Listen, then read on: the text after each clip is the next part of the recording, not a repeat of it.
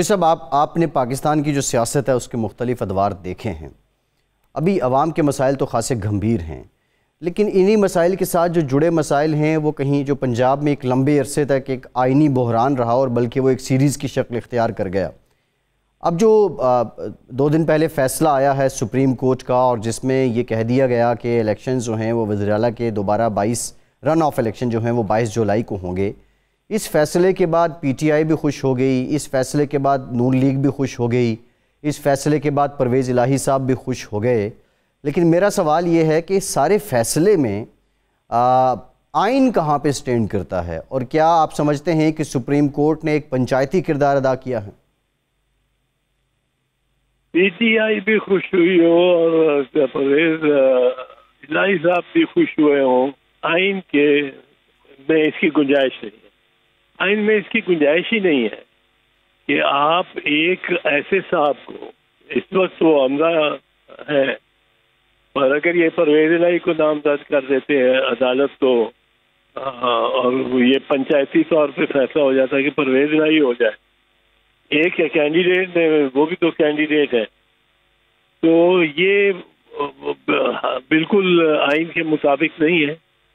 आइन में एक बुनियादी इसके लिए एक खास शिक है, वो आर्टिकल 133 है जिसका किसी ने जिक्र ही नहीं किया। मैं देखता रहा हूँ, मुझे बड़ी हैरत होती रही, पर अब मैं तो बहस नहीं कर रहा था कि वहाँ करता। आर्टिकल 133 फैसल बड़े वादे तो छोटा सा आर्टिकल है।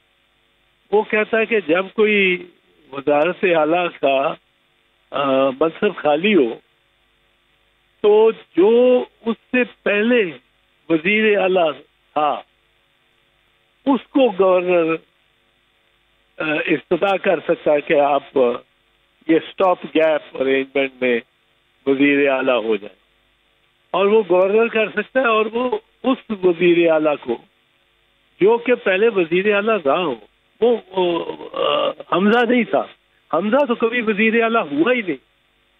हमजा को 188 वोट चाहिए थे, अगर वो 13 अप्रैल को 186 वोट दे लेता तो वो पार था।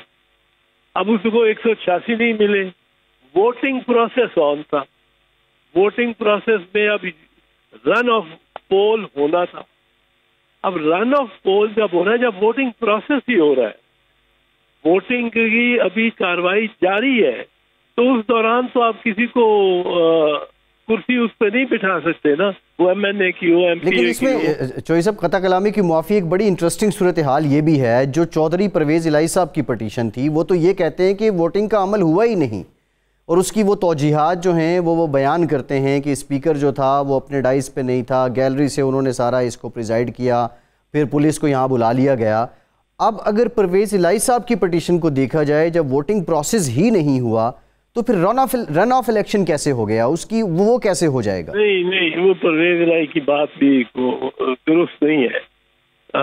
गवर्नर सेशन कहीं भी बुला सकता है, गवर्नर को इख्तियार है आर्टिकल 109 के तहत कि वो असेंबली के बाहर वो ईवान इकबाल में बुला ले सेशन। उसमें सिर्फ ये था, मैंने तो उसी वक्त कहा कि जाके परवेज इलाही को प्रिजाइड करना चाहिए, क्योंकि गवर्नर सेशन जहाँ चाहे बुला सकता है, लेकिन गवर्नर स्पीकर को या जिसने सदारत करनी है उस सेशन को, उसको नहीं तब्दील कर सकता या उसको नहीं कर, वो ही रहेगा सेशन स्पीकर परवेज इलाही को चाहिए था वहाँ जाके उधर ईवान इकबाल में जाके प्रिजाइड करता, पहला हुक्म देता कि कार्रवाई चलेगी आगे अगर चीफ सेक्रेटरी और आईजी पेश होंगे, उसके बाद मैं आगे कार्रवाई करूंगा, पहले वो पेश हो। इतनी ताकत थी उसकी बात में, और वो गवर्नर के हुक्म की अदम अदूली भी नहीं कर रहा तो होता, और वहां से शुरू करता, कहता लाओ जी पहले वो आए फिर ये कार्रवाई शुरू होगी बाकी।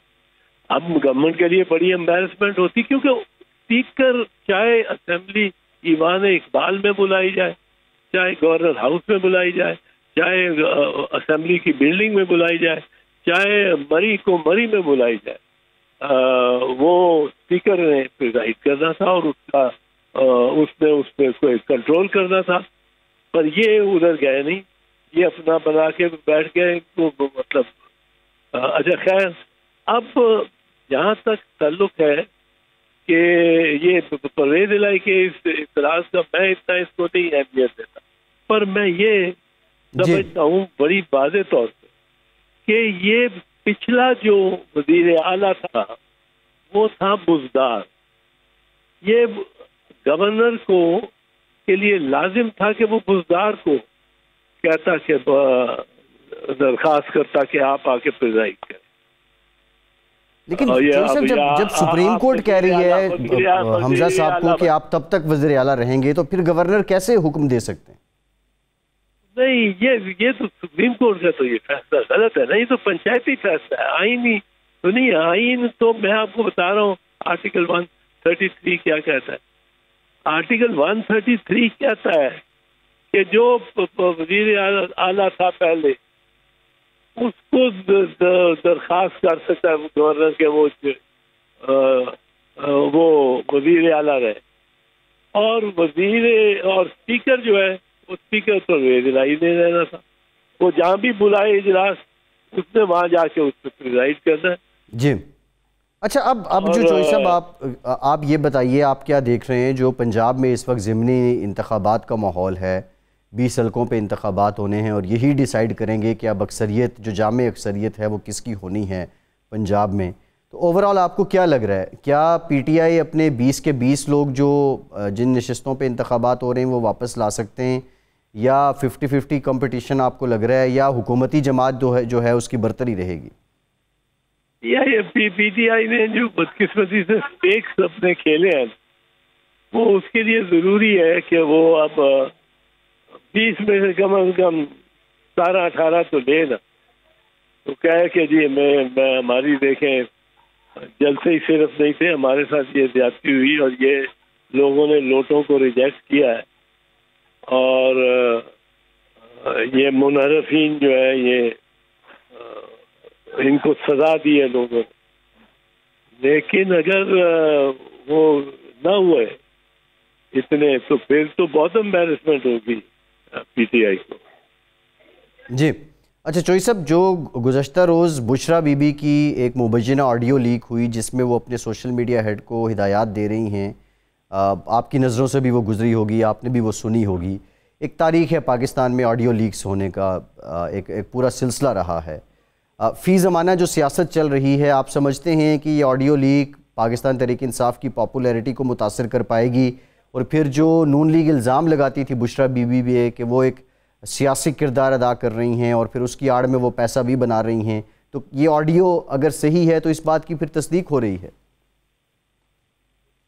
देखें, ऑडियो तो अभी तक तो बज़ाहिर लोगों ने कोई इतना अहमियत दी नहीं। ऑडियोज आई हुई हैं उसकी, मरियम नवाज की इतनी ऑडियो, उसकी ऑडियो विजुअल है कि मेरे पास और बहुत सारे सबूत हैं ब्लैकमेलिंग के लिए।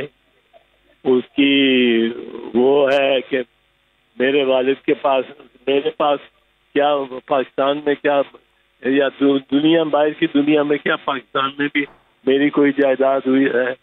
किसी ऑडियो ने किसी को असर किया है? किसी ने मरियम बीबी को पूछा, मरियम बीबी है तुमने ये क्या आप कहती थी? और रोजाना उनके इस किस्म के बयान आते रहे हैं, जो कि बयानात उल्ला तल्लु की मिसाल के तौर पे एवन फील्ड डिपार्टमेंट के साथ। फिर ऑडियो आता है हमजा शहबाज शरीफ का साहब का कि जी करप्शन बड़ी अच्छी चीज़ है बच्चों, करप्शन बड़ी अच्छी चीज़ है। किसी ने असर लिया है? वो ऑडियो आया है ऐसा नहीं बात का कि करप्शन के दौरान बड़ी तरक्की होती करप्शन के साथ।